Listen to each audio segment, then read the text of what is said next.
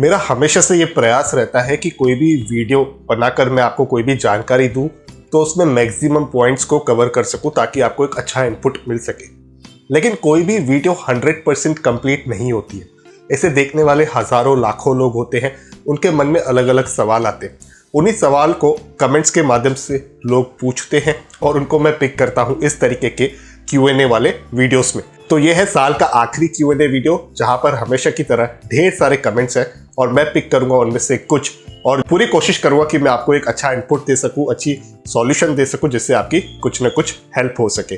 तो आइए मिलकर सीखते हैं। मैं धन्यवाद करना चाहूंगा तरक्की ऐप का इस वीडियो को स्पॉन्सर करने के लिए। इस ऐप पर दोस्तों आपको तरक्की ज्यादा जैसे फीचर्स मिल जाते हैं। ये एकमात्र ऐसा एप्लीकेशन है जो आपको डेबिट कार्ड प्रोवाइड करा देता है जब भी आप अपने आइडल पैसे को जो आपके सेविंग बैंक अकाउंट में रखा हुआ है इन्वेस्ट करते हैं। अब आपका पैसा इन्वेस्ट होता है लिक्विड फंड्स में और लिक्विड फंड्स जो पैसा इन्वेस्ट करते हैं वो मनी मार्केट इंस्ट्रूमेंट्स में करते हैं, जैसे कि सर्टिफिकेट ऑफ डिपॉजिट हो गए, टर्म डिपॉजिट हो गए, जिनकी मैच्योरिटी 90 दिन के अंदर की होती है। उसी के साथ आपको देखने मिलता है इन्वेस्टमेंट स्ट्रेटेजीज वाला सेक्शन जहां पर आपको ढेर सारे ऑप्शन मिल जाते हैं, जैसे कि long term investment, short term investment, emergency fund. किस प्रकार की आपको अपनी इन्वेस्टमेंट स्ट्रेटेजीज क्रिएट करनी है वो भी आप कर सकते हो।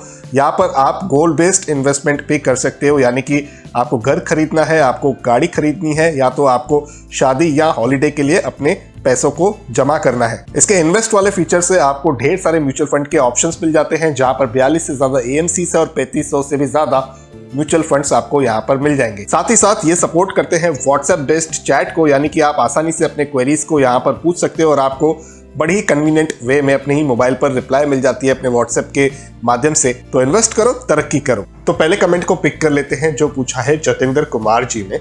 Sir, if we have purchased a single stock multiple times then how to decide its time of holding.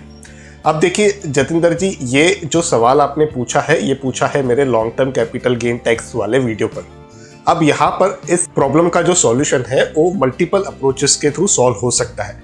या तो आप अपने रिकॉर्ड्स मेंटेन कीजिए कि कौन सी डेट को आपने कौन से पर्टिकुलर कंपनी के स्टॉक में कितनी बाइंग की है और उसके बाद उस पर्टिकुलर कंपनी में कौन से डेट पर आपने कितनी सेलिंग की है। तो आपको एंट्री वाली डेट मिल जाएगी, एंट्री वाली प्राइस मिल जाएगी, एंट्री वाली क्वांटिटी मिल जाएगी और उसी तरह से आपको एग्जिट वाली डेट मिल जाएगी, एग्जिट वाली प्राइस भी मिल जाएगी और आप इजीली फिगर आउट कर सकते हो कि कितना आपको प्रॉफिट या लॉस हुआ है। और जो दूसरा अप्रोच है जो बड़ा आसान भी है कि आप अपने ब्रोकर के बैक ऑफिस में जा सकते हो, वहां पर अपने लेजर वाले सेक्शन को आप अगर रेफर करोगे और डेट की एक रेंज दे दोगे तो आपको वहां पर पूरी इंफॉर्मेशन आ जाएगी कि कौन से डेट को आपने कौन सी स्क्रिप्ट में कितनी बाइंग की है। स्क्रिप्ट का मतलब है आपने कौन से कंपनी के शेयर्स कितनी क्वांटिटी में कौन से प्राइस पे परचेस किए हैं और कौन से प्राइस पे कौन सी डेट पर सेल भी किए हैं।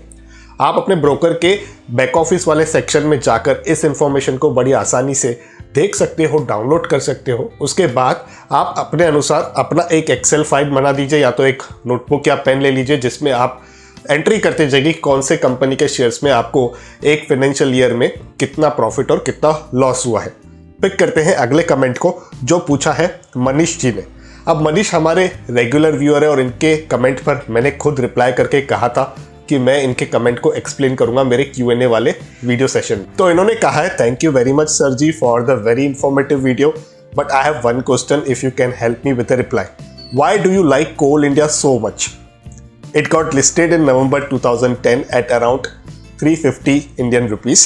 10 years after that, the price of the stock is rupees 141. Wealth of the investor eroded completely. क्या करेगा बंदा डिविडेंड लेके? अब तो डिविडेंड टैक्सेबल भी हो गया है। बिल्कुल मनीष जी, मैं समझ सकता हूँ। देखिए, हर इन्वेस्टर की एक स्टाइल होती है।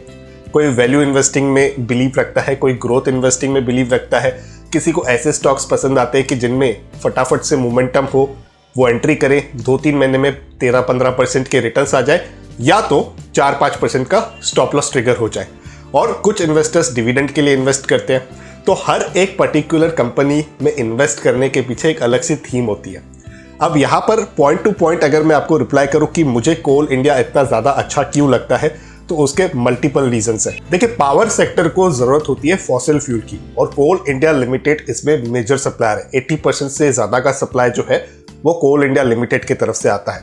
अब जिस तरीके की सिचुएशन हमने मार्च से लेकर कुछ महीनों तक देखी, मान लीजिए सितंबर अक्टूबर तक, तो वहां पर इसमें एक बहुत बड़ा ड्रॉप हुआ था। पूरे पावर कंजम्पशन के सेक्टर के अंदर हमने ये ड्रॉप देखा था, जिसका सीधा सीधा असर कोल इंडिया लिमिटेड की कंपनी पर भी पड़ा और सेंटीमेंट्स के हिसाब से इस कंपनी के शेयर्स ने उस हिसाब का डिस्काउंट का प्राइस भी दिखा दी। और अगर कुछ इंटरेस्टिंग नंबर्स मैं आपके साथ शेयर करूं तो जो power consumption year on year के नंबर्स को मैं रेफर करूं तो 8.7% का डिक्लाइन था मार्च में, 23.2% का डिक्लाइन था अप्रैल में, 14.9% का डिक्लाइन था मई में, 10.9% का जून में, 3.7% का जुलाई में और 1.7% का अगस्त में। तो ये एक बहुत बड़ा इम्पैक्ट है अगर देखा जाए तो। सो ऐसे पर्टिकुलर जो क्राइसिस होते हैं वहां पर एक अच्छी अपॉर्चुनिटी मिल जाती है, क्योंकि अगर पैनिक के समय पर आप किसी अच्छी कंपनी में एंट्री करते हो अट्रैक्टिव प्राइस पर और लॉन्ग टर्म का अगर आपका विजन है तो अच्छी वेल्थ बनती है। ये हमने देखा हुआ है पास्ट में भी, हिस्ट्री में भी। और जो दूसरी चीज़ मुझे कोल इंडिया के पर्टिकुलर कंपनी के शेयर में अट्रैक्ट करती है वो ये है कि अभी धीरे धीरे कोल इंडिया अपने बिजनेस को डाइवर्सिफाई भी करने जा रहा है, जहां पर 1 लाख करोड़ का इसने प्रिपेयर कर दिया है ताकि अपने बिजनेस को और ज्यादा डाइवर्सिफाई कर सके एल्यूमिनियम और सोलार जैसे सेक्टर्स में। अब इसके लिए जो कोल इंडिया लिमिटेड ये कंपनी है, उन्होंने स्पेसिफिक पर्पस व्हीकल, जिसको एसपीवी के नाम से हम जानते हैं, सेटअप कर दी है, जिसकी कीमत करीबन 45,500 करोड़ की है सोलार वेफर मैन्युफैक्चरिंग फैसिलिटी के लिए और 38,000 करोड़ की ग्रीनफील्ड एल्यूमिनियम प्रोजेक्ट के लिए। उसके बाद 23,400 करोड़ इन्होंने नेशनल एल्यूमिनियम कंपनी जो है नेल्को के नाम से काफ़ी फेमस और पॉपुलर कंपनी है, स्टेट बेस्ड कंपनी है वो, उनके साथ एल्यूमिनियम स्मेल्टिंग यूनिट के लिए भी प्लान किया हुआ है। तो ये सारी चीज़ें कॉन्फिडेंस ज़रूर लाती है कि लॉन्ग टर्म में कहीं ना कहीं इस कंपनी में पैसा बन सकता है एक रिटेल इन्वेस्टर का। लेकिन आपने उसी के साथ एक और अच्छी पॉइंट अपने कमेंट में पकड़ी है कि कोल इंडिया लिमिटेड ने तो हमेशा पैसे बर्बाद किए इन्वेस्टर के। देखिए ऐसा नहीं है। अगर आपको याद हो 2011 में कोल इंडिया लिमिटेड ने अपना जब आईपीओ निकाला तो वो 245 रुपए के प्राइस पर निकाला था। उसी के साथ 5% का डिस्काउंट भी दिया था रिटेल निवेशकों को और कंपनी ने इस बीच 2 बार बायबैक भी किया। एक किया था 2017 में जो करीबन 337 रुपए के आसपास था और दूसरा किया था 2019 में जो 235 रुपए पर किया था इस कंपनी ने। और ये दोनों बायबैक जब कंपनी लाई थी उस समय मार्केट प्राइस जो थी कोल इंडिया लिमिटेड की वो इन पर्टिकुलर बायबैक के प्राइस से काफी कम थी।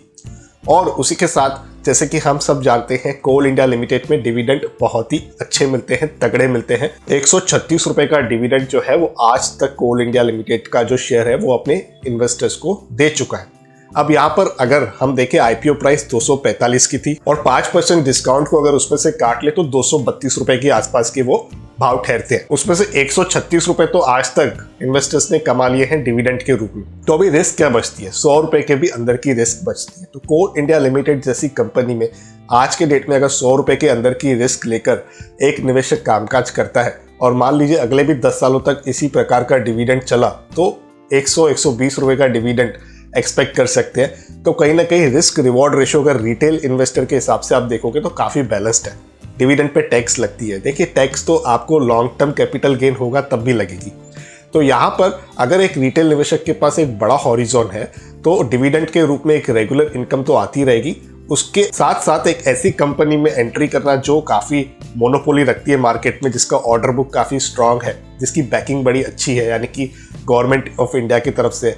तो ऐसे में थोड़ा कितना अगर पोर्टफोलियो में कोई रिटेल इन्वेस्टर इस तरीके की कंपनी को रखता है, जो निवेशक ये चाहता है कि मैं रख के कुछ कंपनियां लेकर भूल जाऊं, तो उनके लिए आज के डेट में भी ये सूटेबल कंपनी है।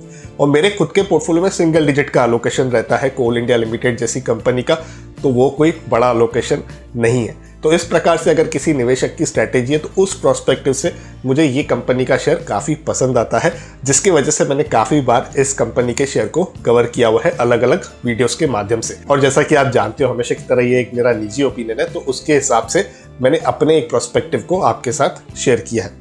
अब पिक करते हैं अगली कमेंट को, जो पूछा है नवीन कपूर जी ने। थैंक्स सर इतने अच्छे से समझाने के लिए। इसको शेयर की तरह एवरेज भी कर सकते हैं और कई एक्सपायरी भी होती है, कृपया बताएं। निफ्टी के डेटा के अनुसार 18 दिसंबर 2019 को इसका प्राइस 1292 रुपये से गिरकर 129 रुपये 20 पैसे हो गया और तब से ये 3 डिजिट में ट्रेड कर रहा है। ऐसा फॉल कैसे हो सकता है? देखिए बिल्कुल सही पकड़े और इस तरीके की ऑडियंस की मैं काफ़ी ज़्यादा रिस्पेक्ट करता हूँ जो केवल वीडियो देखकर जाके निवेश नहीं करते हैं बल्कि उसके बाद अपनी रिसर्च भी करते हैं। अब ये जो हमने देखा कि 1200 रुपए से 129 रुपए में ये आ गया, तो आप इसमें आसानी से देख सकते हो कि एक पूरी डिजिट कम हुई थी। दिसंबर 2019 में इसकी जो फेस वैल्यू थी वो कम हो गई थी, जिसकी वजह से मार्केट प्राइस एडजस्ट हो जाती है हमेशा। नवीन जी, दिसंबर 2019 में जो फेस वैल्यू थी निफ्टी 20 की वो 10 रुपए की थी, जो कम होकर हो गई 1 रुपए की। अब ये आइडल जब फेस वैल्यू कम होती है तो प्राइस उसका सीधा रिफ्लेक्शन दे देता है, लेकिन वहीं पर अगर किसी के पास 10 यूनिट है दिसंबर 2019 में जब फेस वैल्यू 10 रुपए की है, तो वो यूनिट भी 10 से बढ़कर 100 हो जाते हैं। तो मान लीजिए आपने 12,900 रुपये निवेश किए हैं, तो आपके 12,900 रुपये का ही जो निवेश है वो रहेगा इसमें। पहले वो 10 यूनिट के बराबर का था, अब वो 100 यूनिट में कन्वर्ट हो गया। जो भी फेस वैल्यू किसी भी कंपनी का शेयर भी जब इस तरीके से ब्रेक करता है तो उस शेयर में भी उसकी जो प्राइस है वो इसी तरीके से डिवाइड हो जाती है। तो इसमें घबराने की कोई बात नहीं है। ETF में थोड़ी कितनी रिस्क रहती है ज़रूर, मार्केट रिस्क जिसे हम कहते हैं, क्योंकि 100% तो ये सेफ नहीं है। ये तभी ही बढ़ेगा जब निफ्टी बढ़ेगी, अगर निफ्टी नहीं बढ़ेगा तो ये भी नहीं बढ़ेगा। बड़ी सीधी सी बात है। बाकी कोई मेजर यहाँ पर आपको घबराने की जरूरत नहीं होती है। अपने रिस्क एलोकेशन और गोल के अनुसार इसमें एक रिटेल इन्वेस्टर आराम से शांति से निवेश कर SIP कर एक डिसेंट रिटर्न्स जरूर गेन कर सकता है। पिक करते हैं अगले कमेंट को, जो पूछा है कृष्णा जी ने।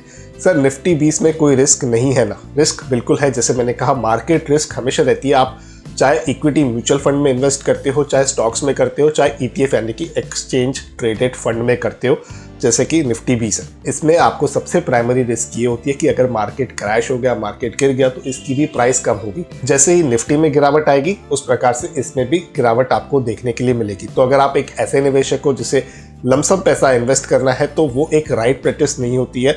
अगर जब भी हम ETF या इंडेक्स फंड जैसे किसी इंस्ट्रूमेंट में इन्वेस्ट करते हैं, जो लोगों को SIP करना है, रेगुलर हमेशा फ्यूलिंग करते रहना है, अपने इन्वेस्टमेंट को एक कंटिन्यूस प्रोसेस की तरह अपने वेल्थ को गेन करना है, तो डेफिनेटली उनके लिए प्रोडक्ट है। SIP में आपको कहीं ना कहीं रुपी कॉस्ट एवरेजिंग मिल जाती है, क्योंकि मार्केट सीधी लाइन की तरह तो नहीं चलेगी, हमेशा बढ़ती नहीं रहेगी, हमेशा गिरती नहीं रहेगी। जो भी वेरिएशन होती है अलग अलग प्राइसेस पे, अगर आपके निफ्टी 20 में यूनिट्स एक्यूमुलेट होते हैं तो लॉन्ग टर्म में कहीं ना कहीं उसका फायदा जरूर आपको मिलेगा।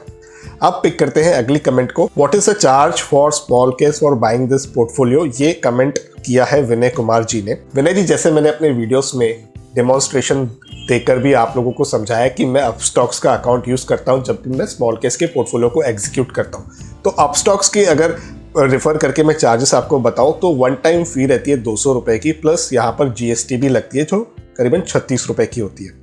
जब भी आप स्मॉल केस का पोर्टफोलियो परचेज करोगे तो ये एक वन टाइम फी आपके लेजर से कट हो जाती है। उसके बाद आप जब भी उस पोर्टफोलियो में बैलेंसिंग करते हो, यानी कि और SIP के माध्यम से पोर्टफोलियो को स्ट्रॉन्ग करते हो, तो आपको कोई भी चार्ज वहां पर नहीं देनी होती है जब तक आप उस पर्टिकुलर पूरे पोर्टफोलियो से एग्जिट नहीं हो जाओ। एक बार आप एग्जिट हो जाओगे, उसके बाद आप जब भी फ्रेश परचेज करोगे, भले ही वो पोर्टफोलियो या कोई दूसरा भी पोर्टफोलियो, दोबारा से आपको वो 200 रुपया प्लस GST की चार्जेस लगती है। और उसी के साथ दूसरी एडिशनल जो नॉर्मल चार्जेस होती है, जब भी आप एक स्टॉक परचेस करते हो, एक कंपनी का शेयर परचेस करते हो अपने ब्रोकर के माध्यम से, तो वो आपको लगेंगी ही लगेंगी। जैसे कि सिक्योरिटी ट्रांजैक्शन टैक्स होती है, सेबी के कुछ चार्जेस होते हैं, तो वो चार्जेस एज यूजुअल आपको लगेगी। अब यहाँ पर अपस्टॉक्स में डिलीवरी की तो कोई ब्रोकरेज नहीं होती है, लेकिन कुछ ब्रोकर्स डिलीवरी पर भी कुछ न कुछ ब्रोकरेज चार्ज करते हैं। तो वो आपके ब्रोकर पर डिपेंड करता है कि उनकी जो डिलीवरी की ब्रोकरेज चार्जेस है वो कैसी है, तो वो चार्जेस आपको देनी होगी। स्मॉल केस जस्ट एक प्लेटफॉर्म है जिस प्लेटफॉर्म के मदद से आप आसानी से बास्केट बना सकते हो और बिल्कुल म्यूचुअल फंड्स की तरह अपने पोर्टफोलियो को मैनेज कर सकते हो, रीबैलेंस कर सकते हो, और जब आपके गोल्स मीट हो जाए, अच्छे रिटर्न्स मिल जाए, तो उसे आप सेल भी कर सकते हो। तो यहाँ पर जो पूरा कंट्रोल है वो आपके हाथ में होता है। तो आप ही डिसीजन मेकर होते हो कि कब आपको अपने स्मॉल केस के पोर्टफोलियो से एग्जिट लेनी है और कब आपको उसमें और ज़्यादा पैसे इन्वेस्ट करने हैं। बढ़ते हैं अगली कमेंट की तरफ, जो पूछा है राहुल जी ने। ETF में डिविडेंड मिलता है, बताओ भाई। तो देखिए भाई, ऐसा है कि डिविडेंड पॉलिसी जो है यहाँ पर, जो निपुणा का हमने निफ्टी 20 वाला ETF देखा था, उसकी कुछ इस तरीके से है कि जो ट्रस्टी हैं स्कीम के, वो डिविडेंड तभी ही प्रोवाइड करेंगे यूनिट होल्डर्स को जब भी उनके पास सरप्लस असेट्स अवेलेबल होंगे। तो जिसका आसान सा मतलब ये निकलता है कि अगर आप आपको डिविडेंड चाहिए तो ETF आपके लिए शायद एक अच्छा इन्वेस्टमेंट प्रोडक्ट नहीं हो सकता है। आपको डिविडेंड यील्ड वाले स्टॉक्स देखने चाहिए जो आपको मेरे चैनल पर आसानी से मिल भी जाएंगे। मैं ऊपर आई बटन में उनकी लिंक भी दे दूंगा। यहाँ पर डिविडेंड की कोई तय ड्यूरेशन नहीं है कंपनी की तरफ से, और जब भी डिविडेंड दिया भी जाएगा तो उस पर जो डिविडेंड के टैक्सेशन के रूल्स हैं उसके अनुसार ही डिविडेंड इन्वेस्टर्स को यानी कि यूनिट होल्डर्स को मिलता है। तो ये थे कुछ कमेंट्स जो मैंने पिक किए थे अपने इस Q&A वीडियो के लिए। मैं क्षमा चाहता हूँ, सारे कमेंट्स में पिक नहीं कर पाया हूँ और वो पॉसिबल भी नहीं है एक छोटे वीडियो में इतने सारे कमेंट्स को पिक करना। तो इस साल के आखिरी Q&A वीडियो को हम यहीं पर कंक्लूड करते हैं। मेंबर्स के लिए मैं एक stock talk for the month of January यानी कि जनवरी महीने का है वो इसी वीक में पब्लिश करने वाला हूं। तो अगर आप मेंबर्स हो तो कम्युनिटी पोस्ट के माध्यम से आपको अपडेट मिल जाएगा, और अगर आपको मेंबरशिप लेनी है तो आप ज्वाइन बटन को क्लिक कर सकते हो। वहां पर आपको मेरा इंट्रो वीडियो भी मिल जाएगा जिसके माध्यम से आपको एक सही जानकारी मिल जाएगी कि किस तरीके की मेंबरशिप है, जिसके रेट्स मैंने काफ़ी अफोर्डेबल रखे हुए हैं। तो उम्मीद करता हूं मेरे इन वीडियो से आपको एक अच्छी इन्फॉर्मेशन प्राप्त हुई होगी। अगर आप चाहते हो कि मैं इसी तरह से वीडियोस आपके लिए लाता रहूं तो इस चैनल को सब्सक्राइब जरूर कर दीजिएगा अगर आपने अभी तक नहीं किया है तो, और वीडियो आपने यहाँ तक देखा है तो एक लाइक तो ज़रूर बनता है। अगर आपको लगता है इस वीडियो में बताई गई जानकारी किसी के काम आ सकती है तो आप वीडियो को ज़रूर शेयर कीजिएगा। इस साल के इस आखिरी वीडियो में बस इतना ही। नए साल की आपको आपके पूरे परिवार को ढेर सारी शुभकामनाएं। अपने हेल्थ का और अपने वेल्थ का ज़रूर अच्छे से ख्याल रखिएगा।